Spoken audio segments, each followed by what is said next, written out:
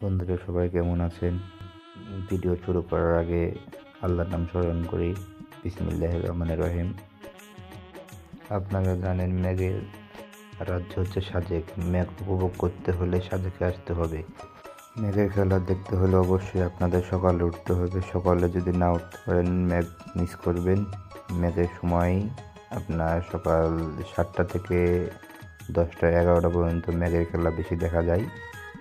আর আমরা যে রিসোর্টটা নিয়েছিলাম অনেক স্পেস, বারান্দাটা অনেক বড়। খুব ভালো করে মেঘটা উপভোগ করেছি। আর এদিকে আমার অনেক বন্ধু সবাই ছিল, তারা অনেক অনেক মজা করেছে। আমরা সবাই অনেক এনজয় করেছি।